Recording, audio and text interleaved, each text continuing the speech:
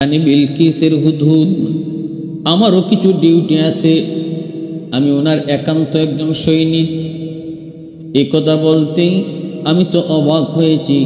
কয় কি সুলাইমান পয়গম্বর আল্লাহ পাকের নবী, তামাম দুনিয়ার বাদশাহ, অথচ ওনার রাজ্যের ভিতরে কোনো এক জায়গায় একজন মহিলা রাজত্ব করে, নবী তা জানে না। কেমন করে সেটা হয়?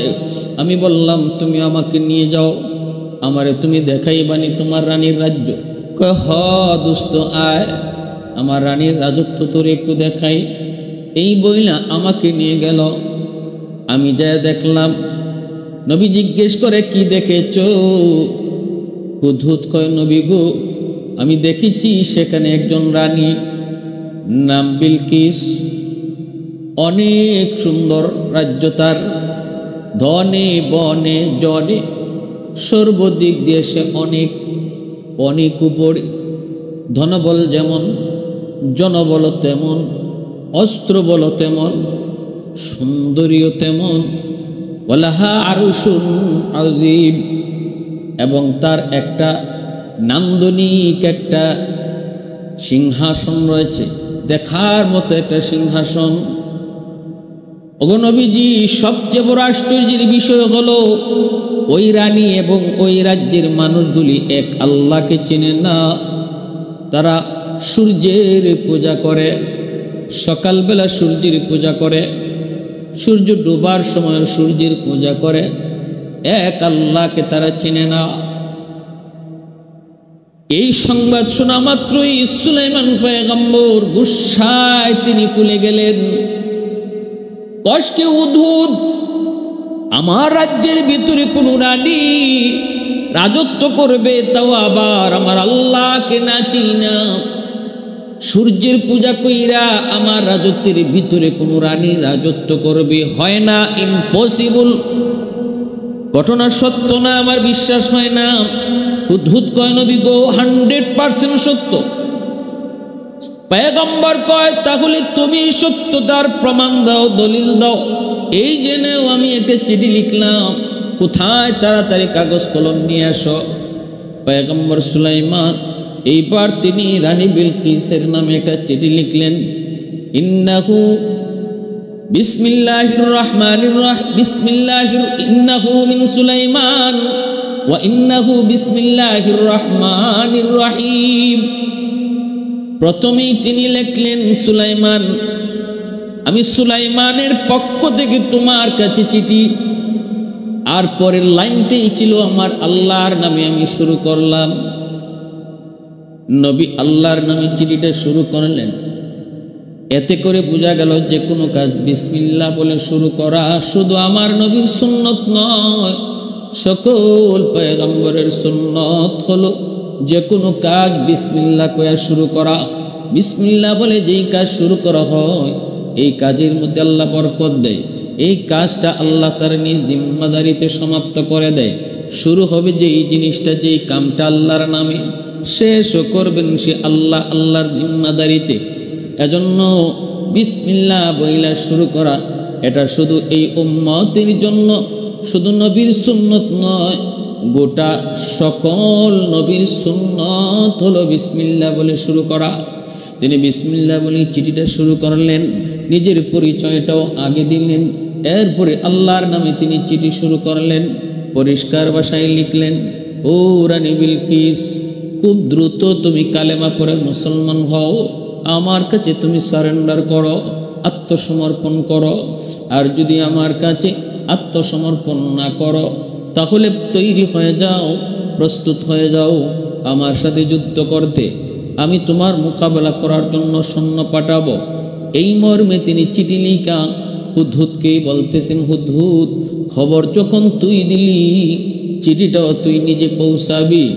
এবং এই চিঠি পাওয়ার পর রানী বিলকিসের প্রতিক্রিয়া কি হয়, রিয়াকশনটা কি হয়, সেটাও তুই আমাকে এসে জানাবি। রিয়াকশনটাও আমি দেখব, তখন আমি বুঝবো তোর খবর সত্য নাকি মিথ্যা।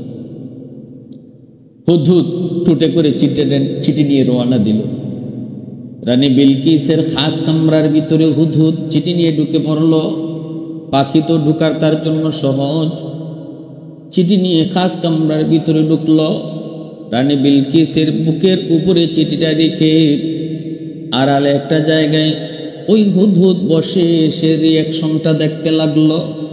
রানী বিলকিস তার বুকের উপরে চিঠি, এই চিঠি পড়ছে। চিঠি পাইয়া তো অবাক, খুলল, চিঠির ভাষায় সে বুঝতে পারল এই চিঠি জানতেন কোনো মানুষের পক্ষ থেকে নয়। এই চিঠি হলো দুনিয়ার বাদশাহ সুলাইমান পয়গম্বরের পক্ষ থেকে চিঠি, এবং চিঠির ভাষাটাও নরম নয়, চিঠির ভাষাটাও বড় গরম, চিঠির ভাষাটাও বড় গরম। সাথে সাথে চিঠি পড়তেছে আর রানী বিলকিসের শরীর কাঁপতেছে। কাঁপবেই তো, তিনি তো শুধুমাত্র বাদশাহ হলে হয়তো এত ভয় পেত না। রানী বিলকিস তো জানি ইনি শুধু বাদশাহ না, ইনি তো নবী দাবি করেন। শুধু তো তিনি নবী না, ইনার আব্বা দাউদ আলাইহিস সালাম তিনিও নবী। অতএব সুলাইমান নবীর আরেকটা পরিচয় হলো তিনি নবীর ঘরের নবী। এক হলো তিনি নবী, আরেকটা পরিচয় তিনি নবীর সন্তান, নবীর বেটা নবী। 3 নম্বর পরিচয় হলো তামাম দুনিয়ার বাদশাহ। 4 জন মানুষকে আল্লাহ তামাম দুনিয়ার বাদশাহী দান করেছিলেন। এর ভিতরে 2 জন হলো কাফের আর 2 জন হলো মুসলমান ইমানদার। যে 2 জন কাফের, একজন হলো নমরুদ, আরেকজন হলো বুখতে-নসর। আর যে 2 জন হলেন মুমিন, একজন হলেন সুলাইমান পয়গম্বর, আরেকজন হলেন জুলকারনাইন। এই 2 জন হলেন মুমিন যারা দুনিয়া শাসন করেছেন, আর 2 জন হলো কাফের। সুলাইমান নবী এত পাওয়ারফুল, শুধুমাত্র মানুষের নবী নন, দানবের নবী নন, পশু পাখি হায়ওয়ানাত যত প্রাণীকুল রয়েছে সব কিছুর নবী।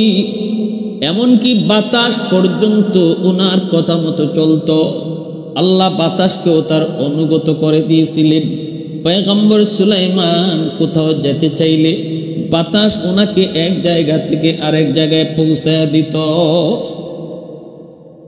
ক্ষমতা কার? আল্লাহর।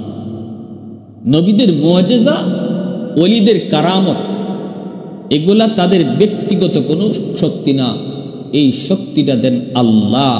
ঘটান নবীর মাধ্যমে, আল্লাহ তার শক্তি প্রকাশ করান ওলির মাধ্যমে। নবীর মাধ্যমে আল্লাহ যখন তার কুদরত প্রকাশ করান সেটা হয় মুআজিজা। ওলির মাধ্যমে আল্লাহ যখন তার কুদরত প্রকাশ করান তখন সেটা হয় মুআজিজা, তখন সেটা হয় কারামত। আমাদের সমাজে কিছু মানুষ ওলি আল্লাহদের কারামতকে বিশ্বাস করতে চায় না। তারা বলে এগুলো আজগবিকতা, এগুলো গল্পগুজব, এগুলো গল্পগুজব। ওয়াজ নসিহত করলেও কয় হুজুর খালি গল্প করে, অথচ এই গল্প আর কিচ্ছা আল্লাহ নিজে বলতেছেন। পবিত্র কোরআনে সূরাতুন নমল পড়েন, আল্লাহ পাক নিজে এই কাহিনী শুনাইতেছেন।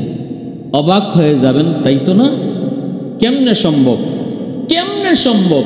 হুজুররা খালি আজগবি কথা কয়। আরে কেমনে সম্ভব? আল্লাহর কাছে কেমনে সম্ভব বলতে কিছু নাই। আল্লাহ যদি চায় তাহলে সব অসম্ভবকে আল্লাহ সম্ভব বানায়। নবীর মাধ্যমে আল্লাহ যখন কোনো অসম্ভব কাজকে সম্ভব বানায় সেটা হয় মুআজিজা। আর ওলি আল্লাহদের মাধ্যমে আল্লাহ যখন কোনো অসম্ভব কাজকে সম্ভব বানায় সেটা হয় কারামত।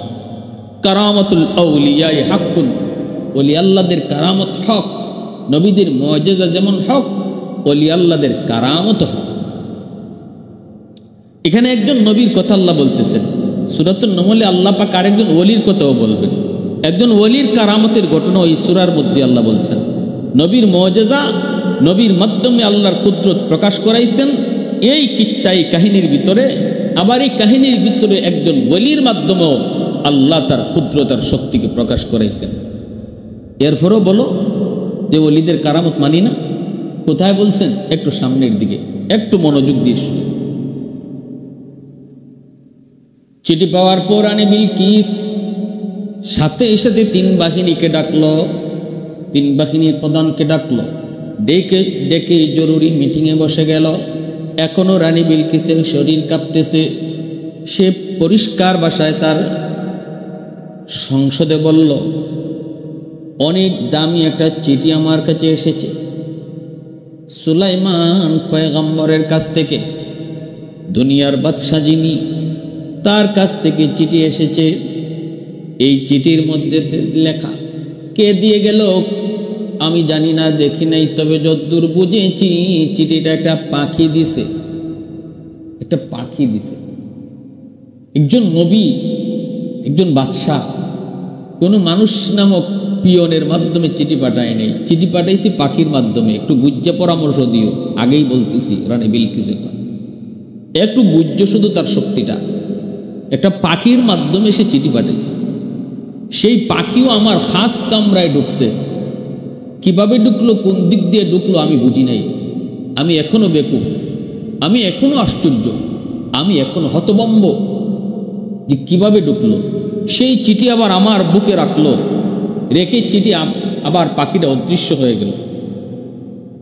অতএব তোমরা পরামর্শ দাও কি করতে পারি। ইনি পরিষ্কার লিখছেন, হয় কালেমা পড়ে মুসলমান হও, নয় আমার সাথে যুদ্ধ করতে তৈয়ার হও। বলো তোমরা কি করবা।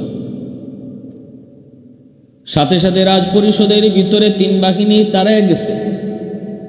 ম্যাডাম ভয় পায়েন না, ভয় পাওয়ার কোনো কারণ নাই, আমরাও ক্ষমতার দিক দিয়ে কম না, আমরা সব ধরনের অস্ত্র, সব ধরনের শক্তি, সব ধরনের পাওয়ার আমাদের কাছে রয়েছে। আমরা কেন ভয় পাবো, কেন ভয় পাবো? ভয় পাওয়ার কারণ নেই, আপনি আদেশ করেন, আমরা যুদ্ধ করতে তৈয়ার। রানী বিলকিস কয়, একটু হুশে হুশে কথা কও, হুশে হুশে কথা কও, নবীরে ধরবাই পড়ে। আগে কও সুলাইমান যে পাখির দিয়া চিঠি পাঠাইছে, ওই পাখিটারে ধরতে পারবাইনি, পাখিটারে ধরতে পারবা কিনা একটু কও। এরপরে সুলাইমান নবীর সাথে তোমরা পাল্লা দিবা।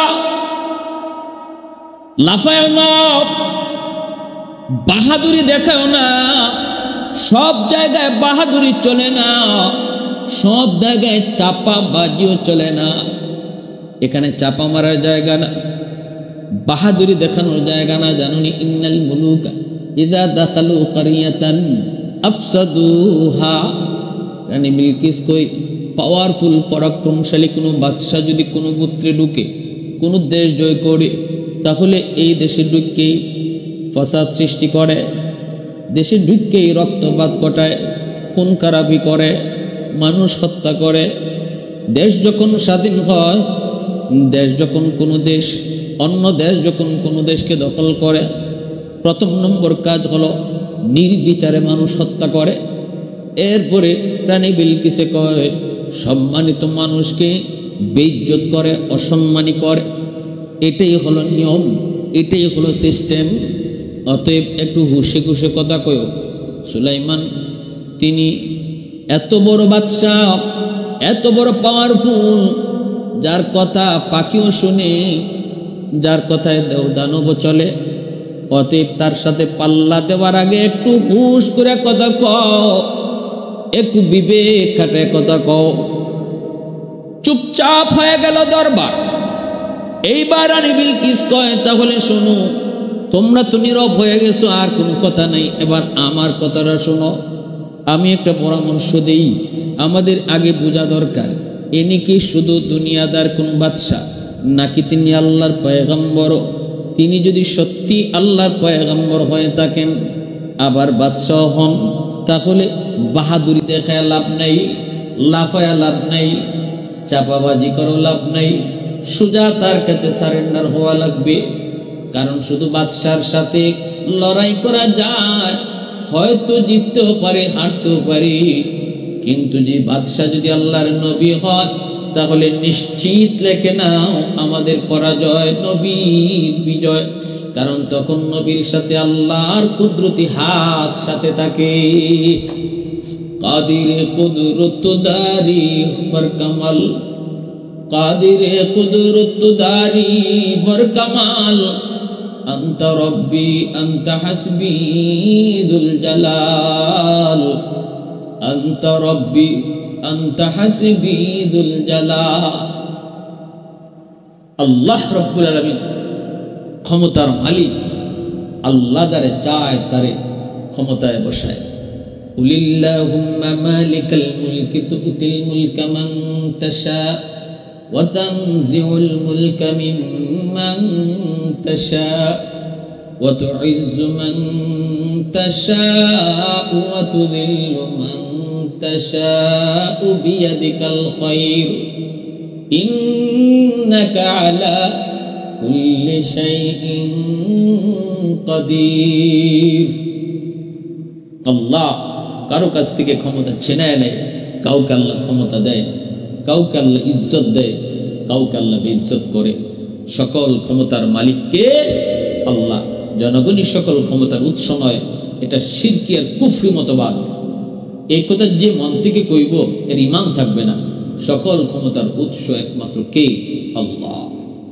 গণতন্ত্র করেন, গণতন্ত্র মানেন, গণতন্ত্র মতো চলেন, কিন্তু গণতন্ত্রে এমন কিছু থিওরি, এই থিওরিগুলা যদি আপনি বিশ্বাস করেন তাহলে ঈমান থাকবে না। জনগণই সকল ক্ষমতার উৎস, গণতন্ত্রের এই স্লোগান যদি কোনো মুসলমান অন্তর থেকে বিশ্বাস করে তাহলে তার ঈমান থাকবে না, মুহূর্তের ভিতরে সে বেঈমান হয়ে যাবে। আল্লাহ কয় সকল ক্ষমতার মালিক আমি, আর তুমি কও সকল ক্ষমতার মালিক জনগণ। রানী বিলকিস কয় তাহলে এবার পরীক্ষা শুরু হোক। যদি উনি সাধারণ দুনিয়ার একজন বাদশা হয়ে থাকেন, নবী না হন, তাহলে আমরা একটু চিন্তা করব যুদ্ধ করার, মোকাবেলা করার।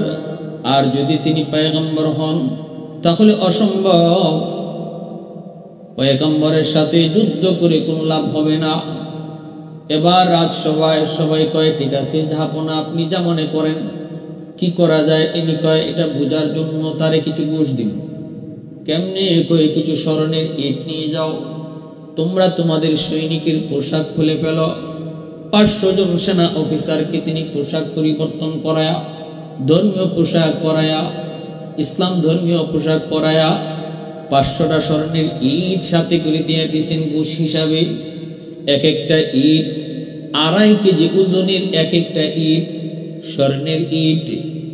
যেখানে 100 টাক স্বর্ণ, 100 টাক স্বর্ণে 1 বড়ি হয়। 1 বড়ি স্বর্ণের দাম বর্তমানে 1,67,000। 1 বড়ি স্বর্ণ মানে 100 টাক স্বর্ণের দাম। এই যদি হয় 100 টাক স্বর্ণের দাম, তাহলে 2.5 কেজি ওজনের এক একটা স্বর্ণের বার, এটার কি পরিমাণ দাম? তাও এটা একটা না দুইটা, ওই 500টা এমন স্বর্ণের ইট পয়গম্বর সুলাইমানের কাছে রওনা দাও। এরাও রওনা দিয়ে দিল। এদিকে হুদহুদ চলে আসলো আগেই। আল্লাহর পয়গম্বর কয় হুদহুদ একটু কি ব্যাপার, চিঠি পৌঁছাইছ? কয় হবে নবী পৌঁছাইছি। কি দেখেছো রিয়াকশন? কয় নবী গো দেখেছি রিয়াকশন হলো। সাথে সাথে মন্ত্রী পরিষদ নিয়ে বৈঠকে বসলো, 3 বাহিনীর প্রধানকে নিয়ে রানী বৈঠকে বসলো। সিদ্ধান্ত হয়েছে এরা আপনার কাছে ঘুষ নিয়ে আসতেছে। রানী ঘুষ পাঠাইছে। কি ঘুষ পাঠাইছে? কয় 500টা স্বর্ণের ইট। প্রমাণ চায়, প্রমাণ। আপনি কি শুধু দুনিয়াদার বাদশা নাকি আপনি আল্লাহর পয়গম্বর? এটা প্রমাণ করার জন্য যদি আপনি স্বর্ণের ইট গ্রহণ করেন তাহলে ওরা বুঝবে আপনি একজন লোভী বাদশা, আপনি নবী না। আর যদি স্বর্ণের ইট গ্রহণ না করেন তাহলে ওরা বুঝবে আপনি শুধু বাদশা না, আপনি আল্লাহর পয়গম্বর। রানী বিলকিস কয় নে আর একটা পাথর দিয়ে দিলাম। এই পাথরটার ভিতরে একটা চিকন সরু একটা রাস্তা আছে। এই চিকন সরু রাস্তাটাও আবার আঁকা বাঁকা। এই পাথরটা সুলাইমান নবীর কাছে দিবা আর বলবা এই চিকন পাথরের ভিতরে যে চিকন সরু একটা রাস্তা, এই রাস্তাটা দিয়ে যেন সে সুতা ঢুকাইয়া দেয়। এটা নিয়ে 500 জন সেনা অফিসার রওনা দিছে। রানী বিলকিসের নিয়ত হইল, বুঝার উদ্দেশ্য হইল যে এই যে চিকন রাস্তা পাথরের ভিতরে, যে রাস্তাটা শুধু ডাইরেক্ট না আবার আঁকা বাঁকা, এটা কোনো মানুষের পক্ষে সম্ভব নয়। এর ভিতর দিয়ে সুতা প্রবেশ করানো। যদি তিনি নবী হন তাহলে আল্লাহ চাইলে সম্ভব, মানুষের পক্ষে সম্ভব নয়। এই কারণে সে বলছে দাও সুতা ঢুকে আইনো। 500টা স্বর্ণের ইট, এক একটা ইট 2.5 কেজি ওজনের, নিয়ে 500 জন সেনা অফিসার রওনা দিল। আমার ভাইরা, বন্ধুরা, যুবক, এই খবর যেই মাত্র সুলাইমান পয়গম্বরের কাছে হুদহুদ পাখি জানায়া দেয়, সাথে সাথে পয়গম্বর দেওদানবকে আদেশ করলেন, তোমরা আমার রাজদরবার থেকে কয়েক কিলোমিটার রাস্তা স্বর্ণের রাস্তা বানাইয়া স্বর্ণের কার্পেটিং করে দাও। প্রতিটা ইট যেন হয় স্বর্ণের, কার্পেটিং হয় যেন স্বর্ণের। 1-2 কিলোমিটার না, অনেক কিলোমিটার রাস্তা। মেইন রোড থেকে আমার দরবার পর্যন্ত আসতে 9 কিলোমিটার আছে। এই রাস্তাটা স্বর্ণের কার্পেটিং করে দাও। আবার দুনো পাশে গরু ছাগল বেঁধে রাখো, ওরা যেন পেশাব পায়খানা করে, এরা ঢুকতেই যেন বুঝে এই স্বর্ণের প্রতি আমার কোনো লোভ নাই। আর যে 500টা স্বর্ণের ইট নিয়ে আসছে, 500টা স্বর্ণের ইট, 500টা স্বর্ণের ইট রাখা পরিমাণ জায়গা তোমরা খালি রেখে দিও। এটার একটা হিকমত আছে। 500 ইট রাখার জায়গাটা খালি রাখবা, রাস্তা করবা ঠিকই, কিন্তু এতটুকু জায়গা খালি রাখবা। এইদিকে তার বাহিনী আসতেছে, 500 জন সেনা অফিসার, তারা তো আসতেছে স্বর্ণের ইট নিয়া। যেই মাত্র পয়গম্বর সুলাইমানের রাজদরবারে ঢুকবে, এর আগে থেকেই দেখতে পেল দরবারের এই কয়েক কিলোমিটার রাস্তা স্বর্ণের রাস্তা দেখা যায়। অবস্থা বুঝে তারা আশ্চর্য হয়ে গেল, অবাক। হয়তো অবাক তো হওয়ারই কথা, আমরা নিয়ে আসলাম 500টা ইট, কিন্তু এই রাস্তার ভিতরে যা বুঝতেছি কয়েক কোটি কোটি ইট দিয়ে এই স্বর্ণের রাস্তা বানানো হয়েছে। যে আবার এই স্বর্ণের রাস্তার দুনো পাশে গরু ছাগল বেঁধে রাখা হয়েছে, ওরা প্রস্রাব পায়খানা করে। এতে করে বোঝা গেল এই স্বর্ণের কোনো মূল্যই ওনার কাছে নাই। একটু আগায় আবার এক কদম পিছায়, একটু আগায় তো আবার পিছায়, একজন আরেকজনের দিকে তাকায়, কি লিয়ে যাইতেছে ঘুষ, আর দেখতেছে কি গেলে আমাদের ইজ্জত থাকবে নি, গেলেনি আবার মাইর খাই, গেলেনি আবার ধরা খাই। এই ভয় ভীতিটাও তাদের অন্তরে কাজ করে। সামনের দিকে যায়, যে তারা হঠাৎ করে দেখতে পেল এত সুন্দর কার্পেটিং স্বর্ণের রাস্তা, এই রাস্তার মাঝখানে 500 ইট রাখার জায়গা খালি। থমকে গেল বাহিনী, রাস্তা থেকে, স্বর্ণের রাস্তা থেকে আমার 500টা স্বর্ণের ইট তোমরা চুরি করে নিয়ে এসেছ, নতুবা আমার এত সুন্দর স্বর্ণের কার্পেটিং এর রাস্তা 500টা ইট গেল কোথায়? চোর বইলা আমাদের কেউ মারতেও পারে। এই তো ভয় ঢুকে গেল, চরম ভয়। সেনা প্রধান কয়, বুঝে ফেলেছি, স্বর্ণ এখানে রেখে দাও, যে জায়গাটা খালি আছে এই খালি জায়গাটা আমাদের স্বর্ণের ইট দিয়ে পুরা করো। আর যাব না, এমন একজন নবী, এমন একজন বাদশাহ, তারে না দেখা আমি ইয়ামেন যাব না। আসলো নবীর সামনে। আসার পরে আল্লাহর নবী সুলাইমান তাদেরকে বলতেছেন, তোমরা মনে করেছ আমাকে ঘুষ দিয়ে তোমরা কিনে ফেলবা? আরে আমি দুনিয়ার তার কোন বাদশাহ না, আমি আরব আমিরাতের কোন বাদশাহ না, বর্তমানের সৌদি যুবরাজের মতো কোন বাদশাহ না। ফিলিস্তিনের পক্ষে আওয়াজ উঠায়, মাঝে মাঝে বোঝা যায় মনে হয় ফিলিস্তিনের পক্ষে কথা কয়, কিন্তু কিছুদিন পরেই দেখা যায় আবার সুর ঘুরায় ফেলে।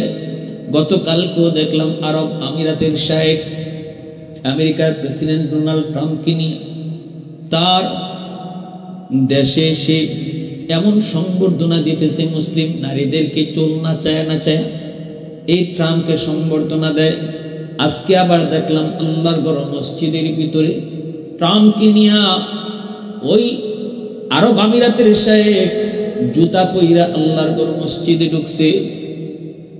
এ আল্লাহর গোলাম, একটু চিন্তা করে দেখো, কত বড় দুনিয়াদার বাদশা হইলে পরে এমনটা করতে পারে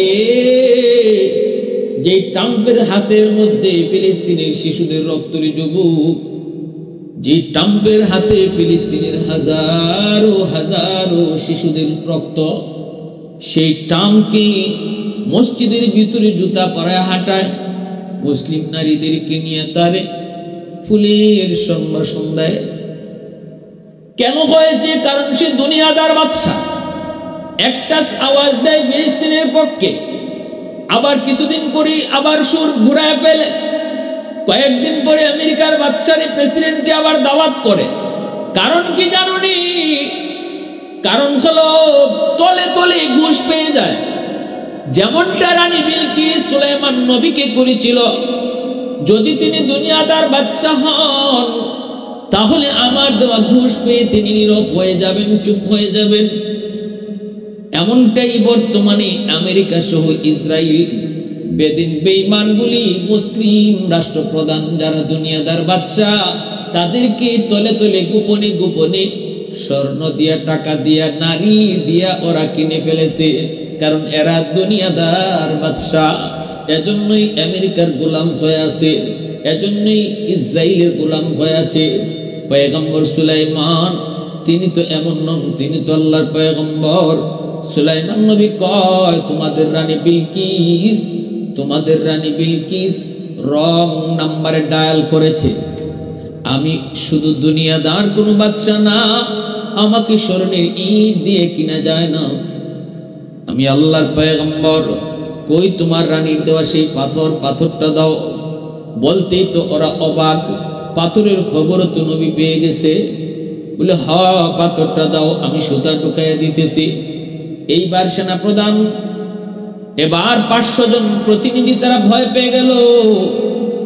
আমাদের রাজদরবারে বসে আমরা সুলাইমান নবীর বিরুদ্ধে কত কথাই না বলেছি। কেউ বলেছি এন করব, তেন করব, কেউ বলেছে সুলাইমানকে গাছে ঝুলাইয়া দিব। মনে তো হয় সব কথাই উনার কানে এসেছে। নতুবা আমরা যে পাথর নিয়ে এসেছি, এই পাথরের খবর তো বিলকিস রানী আর আমরা ছাড়া কেউ জানার কথা না। তাহলে বোঝা গেল সব খবর এসেছে। ভয়ে কাঁপতে শুরু হলো। সুলাইমান আলাইহিস সালাম পাথরটাকে তিনি হাতে নিলেন, চিকন সরু একটা রাস্তা পাথরের ভিতর দিয়া, আবার সেই রাস্তাটা এরকম ভাবে অনেক ঘোরানো পেঁচানো। কেমন করে তিনি সুতা ঢুকাবেন? সুলাইমান নবী একটা পিপিলিকারে ডাক দিলেন। পিপিলিকাটা আসলে পরে নবী পিপিলিকারে বলতেছে, এই পিপিলিকা, তুমি এই চিকন সরু রাস্তা দিয়ে তুমি ঢুকো, তোমার মুখে এই সুতাটা নিয়ে তুমি ঢুকো, আবার পাথরের ভিতর দিয়া ওই পার দিয়ে তুমি বের হও। নবীর আদেশ পাওয়া মাত্রই তাদের সবার সামনে পিপিলিকার সুতা মুখে নিয়ে এই চিকন সরু রাস্তা দিয়ে ঢুকলো, ওই রাস্তা দিয়ে বের হয়ে আসলো। নবী সুতা ঢুকাইয়া ওদের হাতে দিয়া বলেন, নাও, তোমাদের রানী বিলকিস যে সুতা ঢুকাইতে বলছিল সুতা ঢুকাইয়া দিলাম, মন চাইলে বইল যেন এই পাথরটা গলার হার বানা। হায় হায় হায় হায়, কোন রকম জানে বাচ্চা আইসল। রানী বিলকিসের কাছে আইসা ওরা হতাশ। বিলকিস রানীকে কি হয়েছে? কি হয়েছে আর কইয়েন না, কি হয়েছে কইয়েন না, কারণ আল্লাহ যে আমরা বাসায় আনছে। কি যত কথা আমরা এখানে কইছি সুলাইমান নবীর বিরুদ্ধে, সব কথা কে বা কারা কইছে আল্লাহ জানে। পাথর যে আপনি দিছিলেন, এই পাথরের খবর আমাদের আগে নবী রেখে জানাই দিছে। স্বর্ণের ইট যে দিছিলেন, এই স্বর্ণের ইট, এই 500 ইট লইয়া যাইতাম, আপনি অত ফকিন্নি আর আমরাও এমন ফকিন্নি, যায়া দেখি এমন কোটি কোটি স্বর্ণের ইট দিয়া সুলাইমান নবী রাস্তা বানায় রাখছে। এখন আমি 500 ইট তারে ঘুষ দিতাম, কোন মুখে কোন শরমে? শরম আছে না নি? আরো দেখি কি 500 ইট রাখার জায়গা খালি, এখন তো আরো লাগছে ভয়।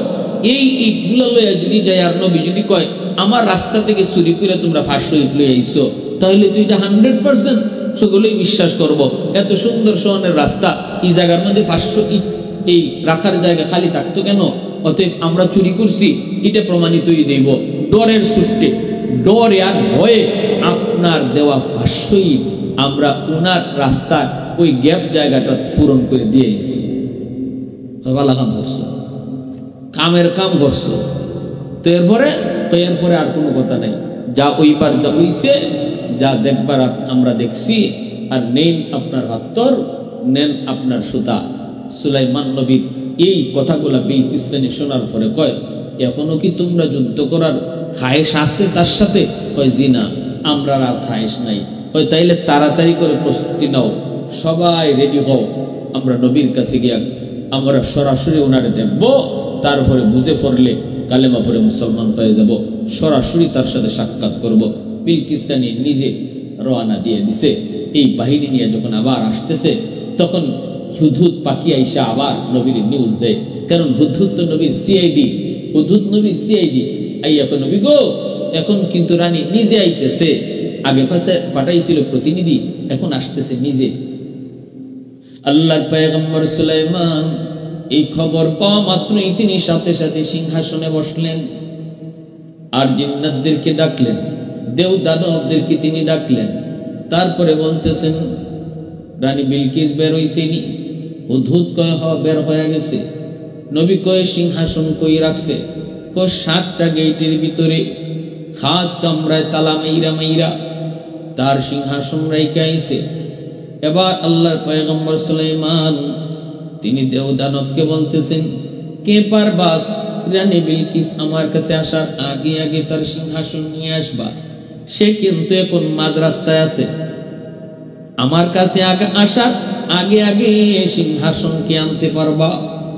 আল্লাহ পাক পবিত্র কোরআনে সূরাতুন নমলের মধ্যে বলছেন, একটা জিন দানব 2500 হায়াত পাইছে। ওই সময় এই ইফরিত নামক জিনের বয়স ছিল 2500 বছর। এই ইফরিত নামক শক্তিশালী ওই জিন দাঁড়ায়া বলতেছে, নবী গো, আপনি আমাকে অনুমতি দেন, রানী বিলকিস আপনার কাছে পৌঁছার আগে আগে আমি সিংহাসন পৌঁছায় দিব। আল্লাহর পয়গম্বর সুলাইমান ডাক দিয়া বলেন, না না, আমি এর চেয়ে আরো তাড়াতাড়ি চাই। আসুনি এমন কেউ রানী বিলকিস আমার কাছে আসার আগে আগে, না, এর চেয়ে আরো তাড়াতাড়ি করে কে সিংহাসন আনতে পারবা?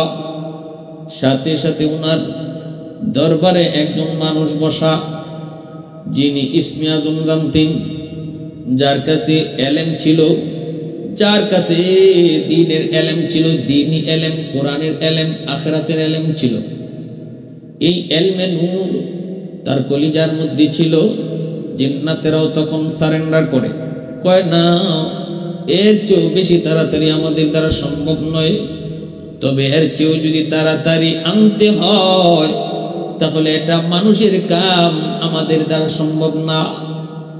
মানুষের ভিতর থেকে আল্লাহর একজন ওলি, এই যে বলতেছিলাম, আগেই বলেছি, এতক্ষণ পর্যন্ত পয়গম্বরের মাধ্যমে আল্লাহ তার অলৌকিক ক্ষমতা প্রকাশ ঘটাইলেন।